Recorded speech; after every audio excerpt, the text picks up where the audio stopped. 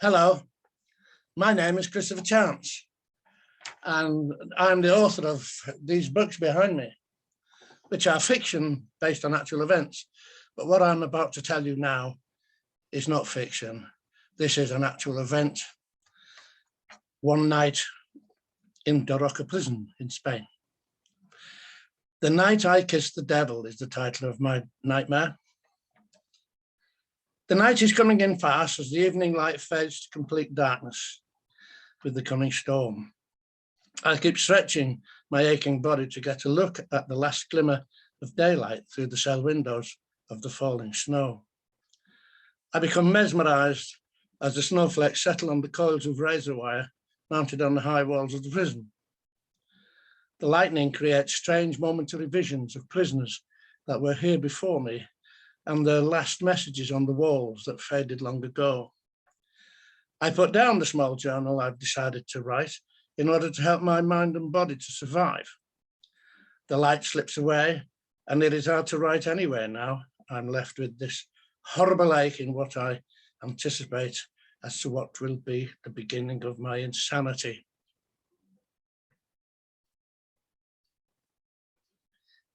My mind screams, why the fuck am I here? I'm disheartened to see the shadows dance across the bleak countryside through the wire as my spirits fall to a new low. The silence in between the loud snaps of thunder screams into my ears as I realize it's my screams that compete with the thunder that wins and fades out of the night. Screams that no one hears, or if they do, they don't care. God, you must be pissed with us tonight, I whisper, as the deafening crack of crashing thunder shakes the window, and again the lightning illuminates the dank cell walls like an evil disco strobe light as the torrential rain washes away the snow. Even the name of this prison sounds ominous. Daroca. Say it to yourself. Daroca. It's not a nice word, is it? I laugh as I hear my own voice repeat the word out loud. I look around to see if someone else has said it. Daroca, I scream again and again. I laugh as I realize it goes well with the bleak landscape and the raging storm. Is it thunder or the distant screams from the dark cells housing very dangerous men? Most of the inmates here have committed the most atrocious crimes. And here I am sharing my space with cannibals, child sex killers, murderers and rapists, men who should have been put to death for their barbarians, are just on the other side of these urine-stained walls. And that smell still fills the air with their internal evil. My prison cell is my safe haven, or so I thought. I climb into bed, or what they call a bed, as the night envelops the prison and the volume of the rumbling thunder increases. Pulling the dirty stained blankets around me to get some warmth and comfort, I listen to the sounds of the night in this evil place and think about my day and the people I now share my space with in this dark corner of the world as I try to slip into the welcome escape of sleep. A face looms into my thoughts, an eerie, calm face with bushy eyebrows over large ice blue eyes. He stares at me across the dining table in the comedor, which is the canteen. His eyes cut right through me as though he is elsewhere, but he's just keeps stirring. He reminds me of a wild Arctic husky dog with his salt and pepper hair, ice blue eyes, intense stare, and the way he eats the meat, tearing into it as if he hadn't eaten in weeks, grunting with sounds of great satisfaction that is almost sexual. I realize a strange thought. I'm breathing the same air of a man who ate his wife, very slowly, a finger, a thumb, toe, an arm, a leg, as she still lived, and then slowly cut her open to take slices of her liver and kidneys. A cannibal. And here he is within touching distance, chowing on a piece of meat and looking at me. A subhuman that is pure evil.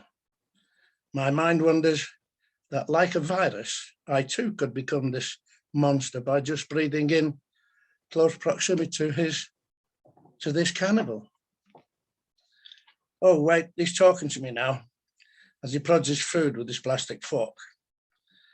This is my wife's ass, sliced thinly and cooked rare.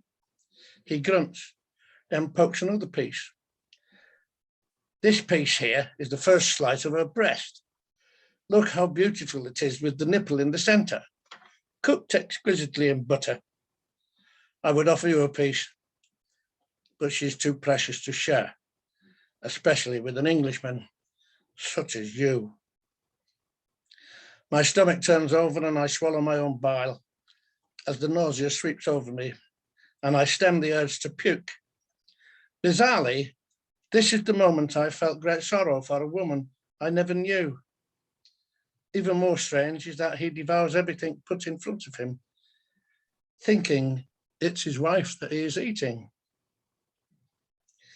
He wouldn't have been caught but for the police finding his wife's fingernail at the bottom of the freezer. After she finally died, he then butchered her into sizable chunks ready for the frying pan or the oven. I wondered what he did with the bones. Why the hell did I think that? His name is Emilio, the Spanish wife eater.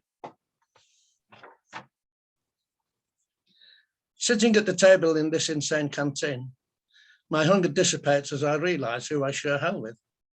I'm surrounded by evil and I wonder if this is some kind of sinister satanic ambush. To my right is a young man who calls himself Julio. He chopped off his uncle's head with a samurai sword. He chats amiably to the man next to him, who raped and mutilated his 13-year-old niece. 13 was unlucky for her, and especially considering the length of time it took for her to die after being raped and her nipples ripped out with a pair of pliers and her genitals torn apart by secateurs. I could go on describing the creatures around me, but it would become unbearable for me to go on and survive even my own mind. Is this kind of evil catching? Will you doubt my word? But there is another I can't leave out of my notes. A necrophiliac who killed his child victims and sexually assaulted their little dead bodies until the stink of decomposition necessitated burial. He calls himself Brujo, the warlock. The storm is now a tempest and the thunder is reminiscent of ice cracking across a pond, but a million times louder. Lightning is alarming and illuminates my decrepit cell, giving me the forlorn feeling that it is heralding the arrival of something evil and malevolent. I can hear Herbie, the giant cockroach, scratching the floor under my bed as he searches for food. And beneath that, I hear the susurration of the sleet and the rain as it runs in rivulets down the cell window. Sleep eludes me. My brain is surrounded by thoughts of evil. The thunder and lightning just gets louder and louder, and it seems the lightning strikes are inside my cell, just missing me. Whack! Again and again. Crashing thunder shakes the windows. And lightning illuminates the walls, but no brighter, showing photos and a calendar in stark detail. I turn to look at the calendar hanging there. A black cross was drawn across on the 14th of February. Oh, bloody hell. It's St. Valentine's night. My missus will be heartbroken. I didn't send her a Valentine. Oh, Christ almighty. The thought occurs to me that I should make one for our wedding anniversary. Why would I be thinking that in here? Bloody hell. Feeling guilty and depressed over the St. Valentine's card, I hear the large cockroach noisily crawling around the cell floor, looking for food that isn't under my bed. Funny, I can still hear him above the thunder. How is that possible? I tried to clean the floor today, and it did look a bit better.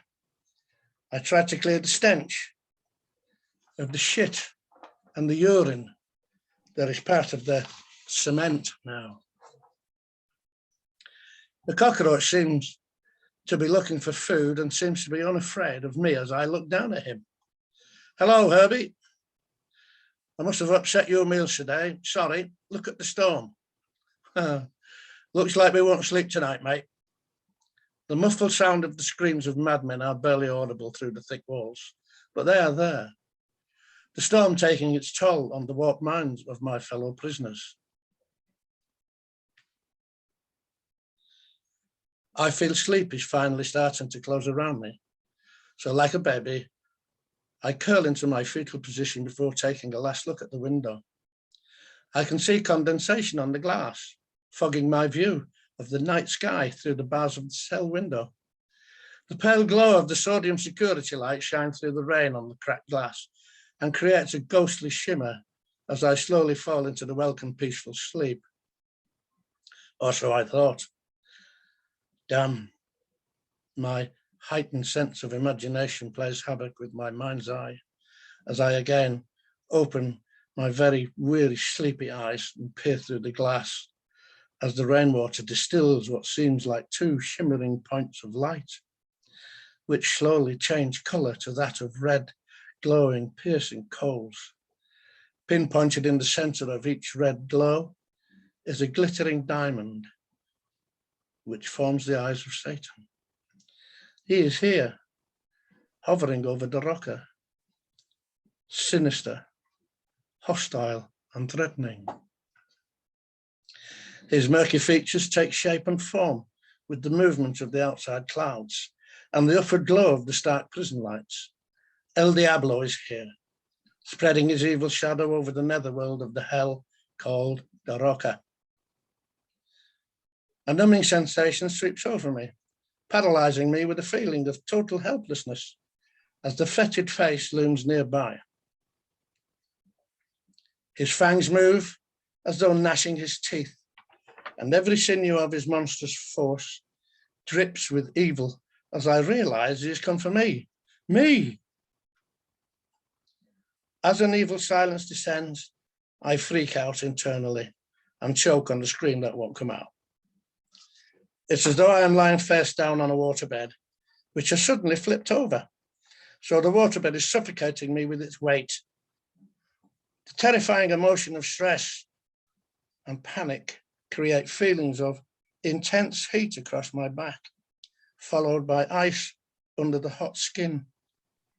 My arms and legs feel like they're covered with raspberries because of the size of the bloody goosebumps. I am frozen with fear as I feel his eyes searching my soul.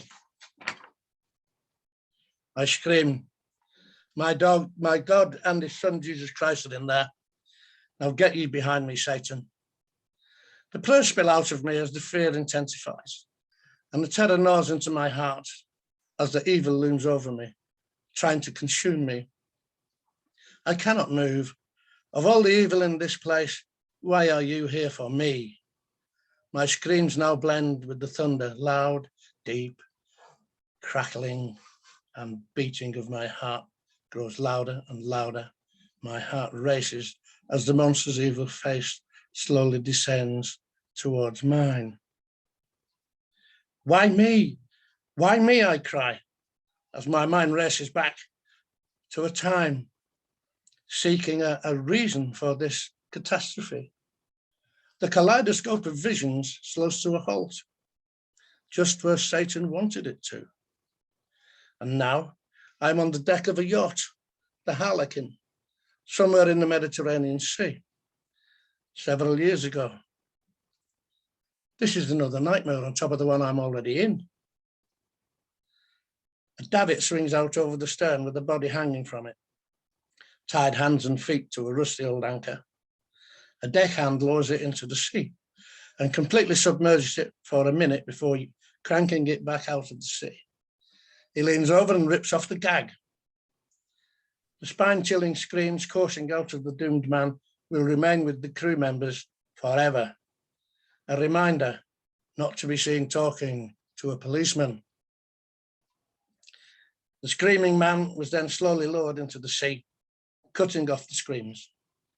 But moments later, he was raised again to scream for all he was worth, until eventually being released and plummet to the seabed, strapped to an old anchor. I was witness to that man's death, ordered by the boss, a Dutchman, who hates police informers, and because 4 of his crewmen received long prison sentences because of his low cunning and deceit. It seems now is my time to pay for my sins, and that rusty old anchor is coming my way. My chest feels crushed, as if an anvil is in there, slowly pressing harder and harder. My insides start to pop. My stomach starts to liquefy as those horrible lips descend to touch mine, and then a hoarse, guttural sound, words and weird sounds, a garbled message telling me to be calm. That heavy anchor is not for you, Christopher, though you do deserve it because you didn't try to stop it.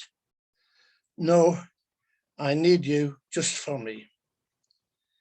It is many centuries since I had a Christopher, just like you, a being who can soothe me and praise me, just like you did with your other monsters.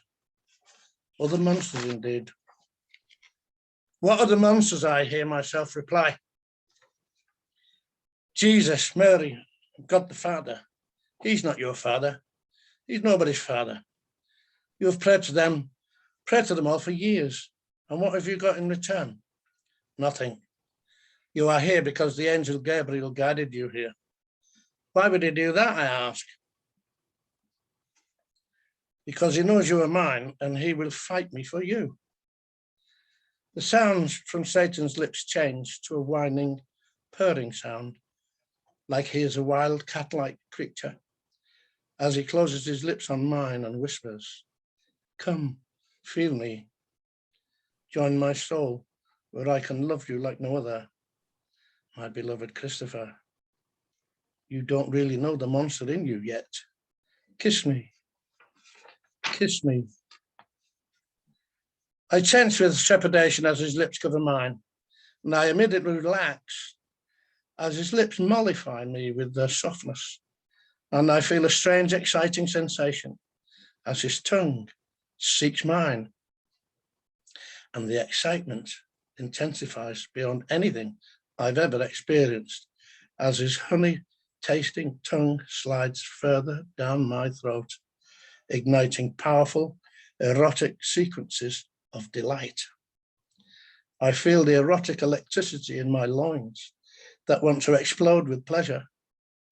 His kiss, like no other, which induces affectionate feelings of Svengali charm and seduction. I am amorously smitten by him and totally bewitched. But something in my mind is warning me to back off. A shock like a bolt of lightning brings me to my senses, but I fear it is too late as Satan draws me further in. He whispers in my ear, "You're not strong enough to withstand the storm." Then I shouted back into the devil's ear, "I am the fucking storm." My lips, teeth, and tongue melt and flow down my throat. Then my nose, eyes, and face are drawn into the space between Satan's dribbling lips as the rest of me enters the place of fallen angels. I'm on my way to hell. The noise is like nothing I've heard before, akin to prehistoric beasts bellowing in savage combat as they tear themselves apart, mixed with the clatter of giant cymbals echoing in my molten ears. A vision appears above me with Satan ferociously attacking the angel Gabriel. A great swirl of fire and smoke engulfs the two combatants, and I am alone, and I'm moving at great speed. Thoughts elude me on this journey to hell, as ghostly, unrecognizable faces flit through my vision, distorted by the raging turbulence of evil wrath. Suddenly, the aroma of sulfur and volcanic ash are in my senses, as another world begins to appear with horizons and oceans, with tsunami giant waves crashing over seemingly flaming seas, but no sign of life, just a maelstrom of exploding energy. Suddenly, I find I have power to think for myself again and realize that Satan is not a being, but a parallel universe. And I am helpless within it, hurtling around encased in a capsule of invisible energy, which is powered by Satan. I am orbiting his world. The distorted face again comes flitting through my vision, and I sense something familiar about some of them as they are whisked away in the opposite direction from me. One of them had a vague resemblance of my grandmother, and similarly others, like my uncles and friends who died long ago. In my terrified mind, I reach out to catch one of them, a woman, a beautiful woman of such beauty I couldn't believe my eyes. I realized she had passed me several times during this passage around hell. She slipped away, giving me a sad smile. I knew I would see her again because she was orbiting in the opposite direction to me. So I would be prepared next time. Myriads of mountains are spewing flaming lava as I pass above them. The air I breathe is getting hotter, and the burning feeling of hopelessness and distress grows stronger from gazing at the distorted faces. The beautiful woman comes near, and I manage to catch the invisible bubble in which she travels. I now experience telepathy for the first time, as she says, "Touch my husband, Emilio, with your little finger when you see him." I ripped off my little fingernail when he put me in the freezer. He butchered me when I was frozen, but I knew they would find the fingernail. He is the cannibal at your dining table. "Why are you here circling hell?" I asked. "We are in purgatory, awaiting entrance to paradise." Suddenly, a beautiful sound, a sound like no other, was heard, as she was then whisked away before I could reply. And it was that moment I heard the sound of a key in a door and the crashing around of a great bolt opening a metal gate. I could see an enormous sun rising beyond the horizon. With the light so bright, I thought it would burn out my eyes. "Recuento, recuento." That's counting in Spanish, shouts the duty prison officer as he performs the final head count of the day. He opens all the prison cells one at a time to check inmates are alive or dead. His voice and bright light dissipate the evil red eyes of Satan, who disappears in a flash. In his accented English, Don Gabriel, the duty prison officer, says, "Good night, Christopher. The storm has gone. Sleep well. You are still under my wings, Englishman." He slams the big steel door and noisily crashes the massive bolt home as he goes to chase the demons from the minds of his inmates in the cells on his wing of the prison. I look under my bed to see Herbie the cockroach looking back at me.